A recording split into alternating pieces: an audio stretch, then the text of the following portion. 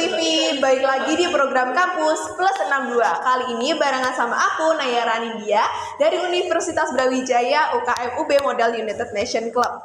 Di sini aku bakal nemenin kamu di program Kampus Plus 62. Apakah kamu udah tahu apa itu UB Model United Nation Club? Jadi, ini adalah UKM yang berfokus pada pengembangan skill debat, skill negosiasi, dan juga skill penulisan melalui simulasi sidang Perserikatan Bangsa-Bangsa atau kita kenal biasanya dengan PBB. Di program Kampus Plus 62 ini kita akan menyajikan berita pilihan dari berbagai kampus, Malang, Semarang, Bandung, dan juga Makassar. Yuk simak bersama-sama. Unggas hias dan hobi Indonesia memiliki daya tarik tersendiri. Keberagaman unggas hias merupakan kekayaan fauna yang bernilai secara ekonomi. Namun hal ini masih kurang mendapat perhatian dari berbagai pihak untuk menjaga kelestarian unggas hias endemik Indonesia. Hal ini menjadi perhatian Caroen Pokpan melalui divisi NCF-nya untuk mengajak mahasiswa menjaga kelestarian unggas hias endemik Indonesia. Teguh Wuryanto, manajer marketing NCF Caroen Pokpan, menjelaskan pentingnya keterlibatan mahasiswa terutama Fakultas Peternakan untuk ikut menjaga unggas hias.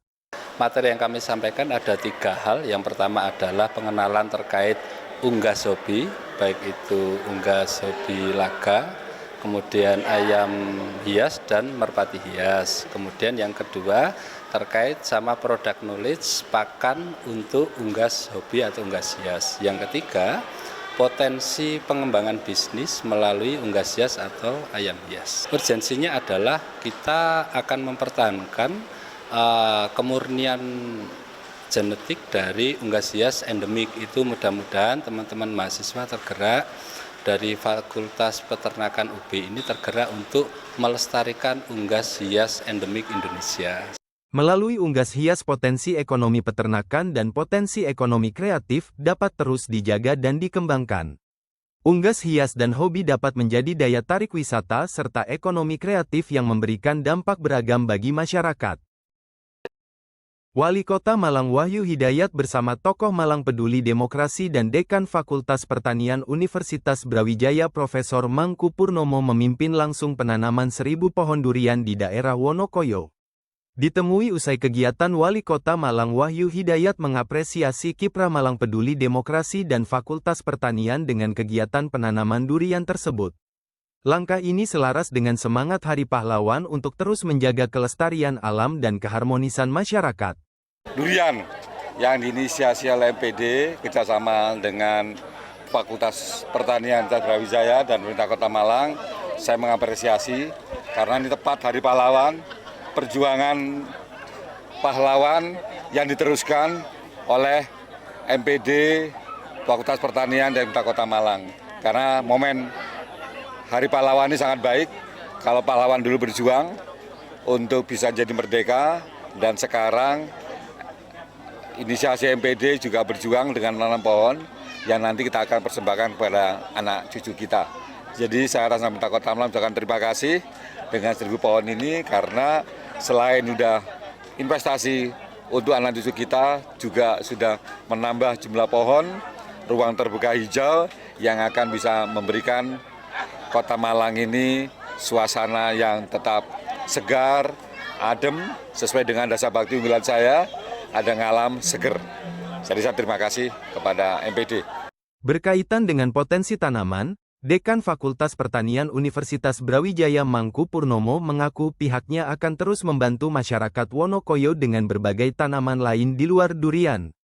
Hal ini dimaksudkan agar selain lestari alam Wonokoyo juga kaya dengan pohon yang bernilai ekonomis dan produktif seperti tanaman buah-buahan.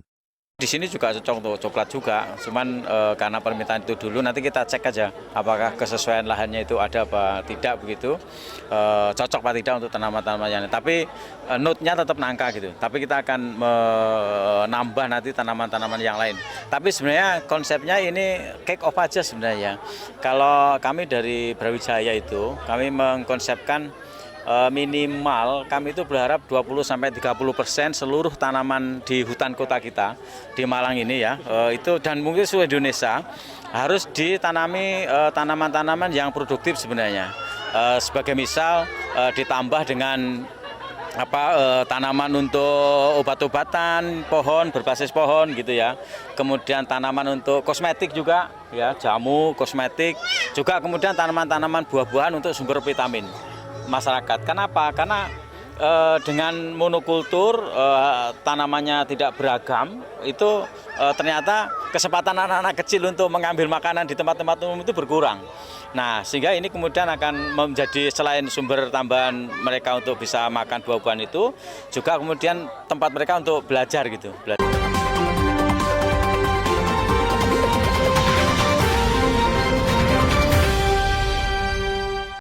Halo teman-teman semuanya, dan selamat datang di Kepopedia. Nah, di sini udah ada yang tahu belum sukan kakang atau Kopas Kami nggak? Kalau penasaran, yuk simak video ini. Jangan lupa saksikan Kepopedia yang ulas tokoh dan fakta unik setiap hari Kamis pukul 14.00 waktu Indonesia Barat hanya di UB TV.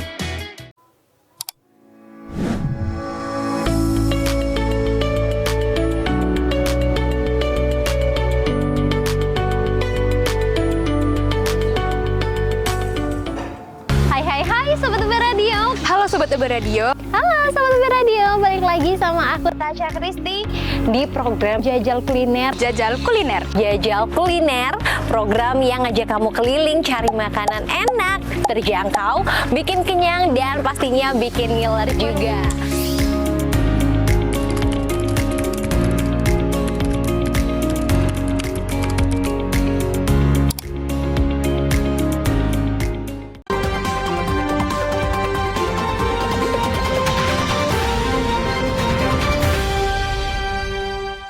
Banjir informasi yang terjadi dalam masyarakat saat ini membuat masyarakat mudah untuk mencari informasi dari berbagai sumber. Namun banjir informasi juga memiliki dampak negatif, yaitu munculnya berita yang tidak akurat dan tidak kredibel. Berita yang tidak akurat dapat menjadi blunder atau berdampak negatif bagi masyarakat serta dapat menimbulkan disharmoni sosial.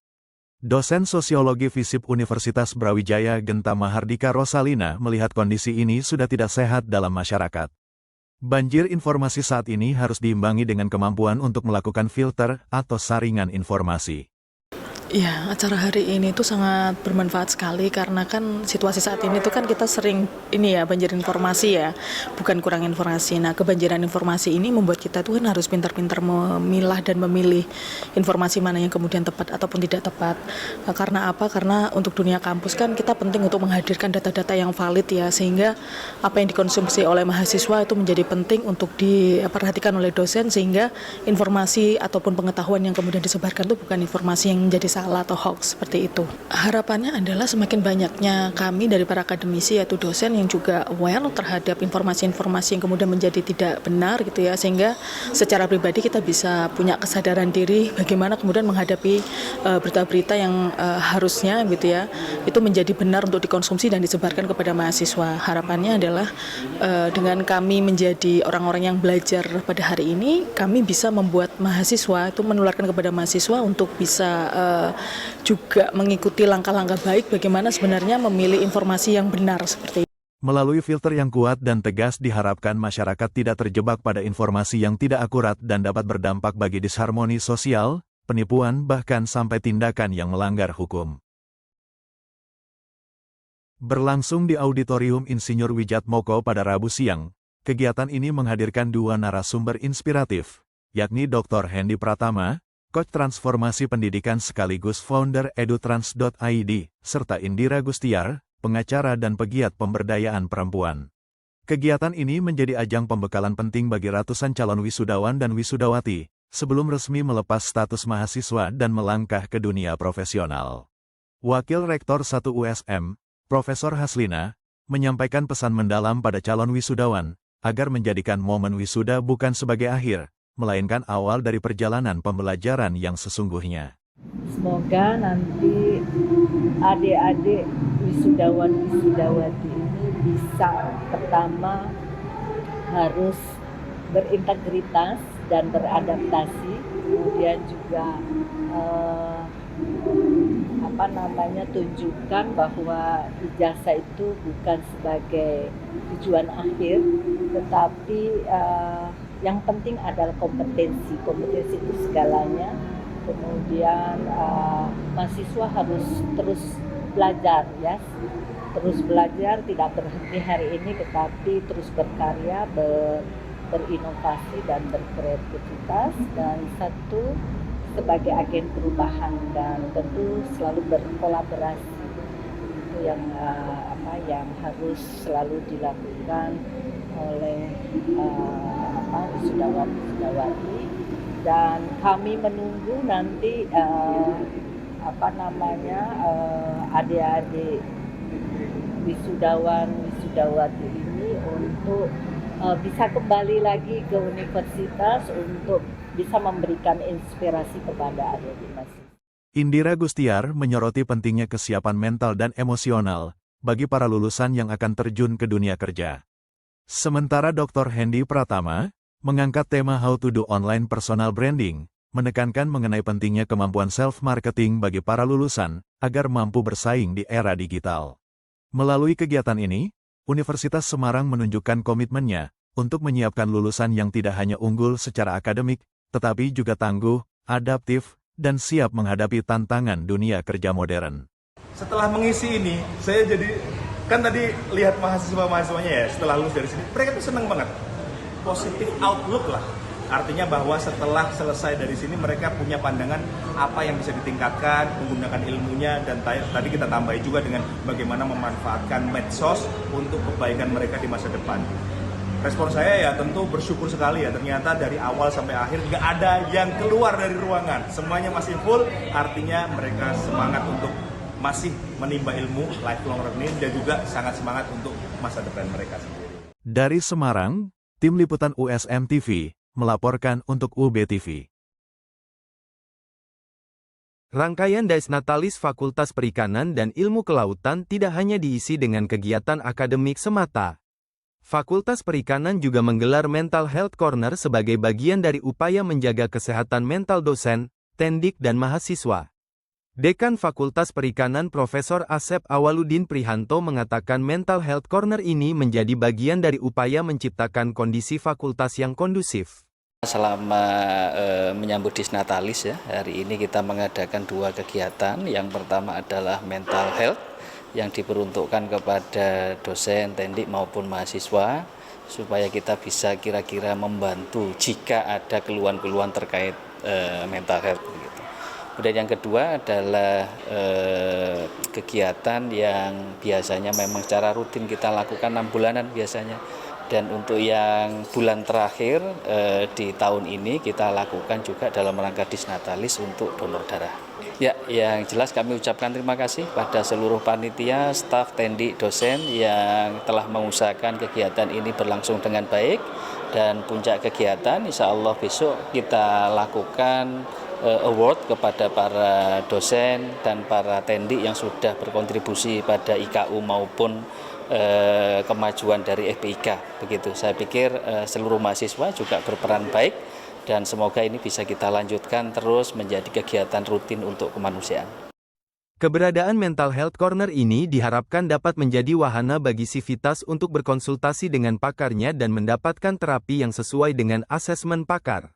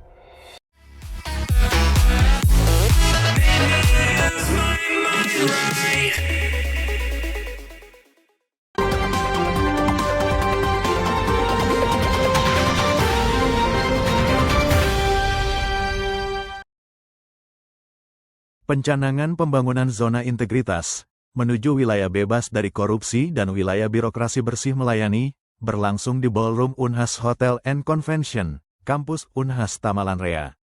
Sebanyak 18 fakultas serta 2 rumah sakit di bawah Universitas Hasanuddin menandatangani Fakta Integritas sebagai bentuk dukungan terhadap penerapan zona integritas di lingkungan kampus.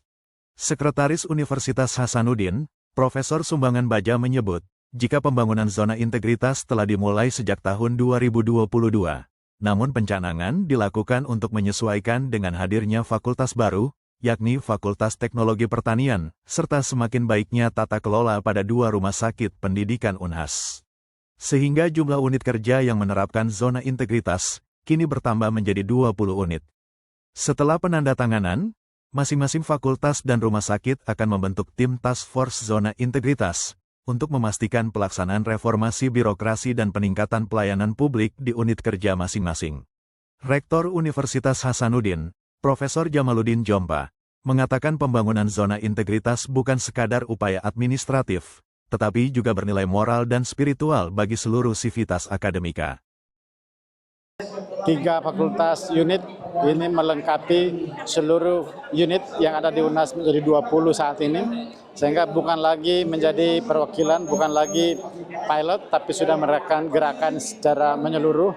Seluruh unit yang ada di Unhas itu harus menerapkan zona integritas, dan kita berharap bahwa Unhas bisa menjadi contoh di Indonesia, dan alhamdulillah capaian selama ini cukup baik, sehingga ini ada harapan kita untuk betul-betul menerapkan berbagai prinsip-prinsip di dalam pengembangan zona integritas, khususnya untuk wilayah bebas korupsi dan juga WBBM. Ya, mudah-mudahan Unhas sekali lagi bisa mencapai yang terbaik, predikat-predikat yang terbaik, tapi sekaligus menjadi budaya baru bagi Unhas untuk betul-betul ada perubahan ya dari sisi budaya bebas korupsi di Universitas Hasanuddin. Jadi pencanangan ini tentu adalah bagian dari langkah awal bahwa kita sudah deklarasi, kita akan menjalankan seluruh yang dibutuhkan di dalam kaitannya dengan pengembangan zona integritas. Banyak program-programnya, banyak evaluasi, banyak sistem yang akan kita terapkan, dan kita akan mengevaluasi secara menyeluruh sehingga betul-betul menerapkan konsep ini secara komprehensif menurut standar-standar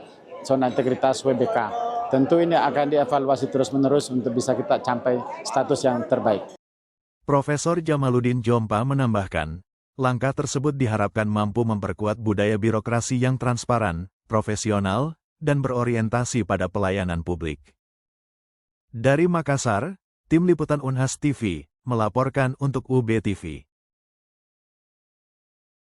Komisi Penyiaran Indonesia Daerah Jawa Barat memberikan sebanyak 16 penghargaan. Dengan 6 kategori untuk radio, 5 kategori untuk televisi, dan 5 kategori umum. Wakil Gubernur Jawa Barat, Erwan Setiawan, berharap penghargaan yang diberikan oleh KPID dapat memotivasi lembaga penyiaran Jawa Barat. Saya mengucapkan terima kasih kepada KPID Jawa Barat yang terus secara konsisten menyelenggarakan acara anugerah kepada para penyiar terbaik. Ya, saya berharap dengan kegiatan ini menambah semangat, motivasi bagi dunia penyiaran di Jawa Barat. Tadi sebagaimana saya sampaikan dalam sambutan, ini bukan hanya penghargaan semata, tapi betul-betul motivasi juga kepada penyiaran di Jawa Barat. Saya mengucapkan terima kasih ya, atas kolaborasi selama ini yang berjalan dengan baik, dan semoga terus semakin baik. Ketua KPID Jawa Barat, Dr. Adiana Slamet, menekankan kondisi lembaga penyiaran saat ini, terutama berkaitan dengan regulasi penyiaran. Ya kan problem hari ini kawan-kawan lembaga penyiaran terus memperjuangkan program-program yang kemudian informatif, edukatif gitu ya. Tapi kemudian regulasi tidak memihak, ya, sehingga misal ambil contoh bahwa iklan dibatasi di lembaga penyiaran, di platform global tidak dibatasi. Lembaga penyiaran diatur oleh Undang-Undang 32 dan P3SPS, di sebelah tidak. Artinya bahwa kan equality regulation itu kan harus dibangun di negara ini. Maka tadi yang saya bilang, saya setuju juga dengan Pak Wakil Gubernur gitu, bahwa lembaga penyiaran ini kalau bicara riset gitu ya, itu satu-satunya lembaga penyiaran yang dipercaya oleh masyarakat informasinya. Sementara itu, Divya Unpad TV meraih penghargaan dalam kategori program siaran peduli lingkungan hidup televisi untuk program konservasi penyu pantai Pangumbahan. Penghargaan diterima langsung oleh Direktur Divya Unpad TV, Dr. Gumgum Gumilar. Penghargaan ini diharap dapat mendorong lembaga penyiaran untuk terus memberikan program-program yang mampu mengembangkan sumber daya manusia di Jawa Barat, terutama di iklim penyiaran sekarang. Dari Kabupaten Bandung, Tim Liputan Divya Unpad TV melaporkan untuk UB TV.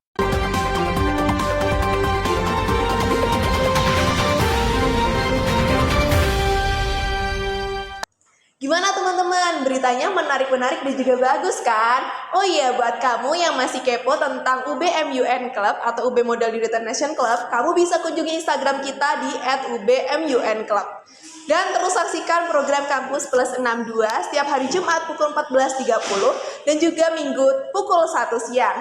Tentunya hanya di YouTube-nya UB TV Brawijaya. Jangan lupa like, komen, dan juga subscribe untuk meningkatkan kualitas channel ini. Bye-bye!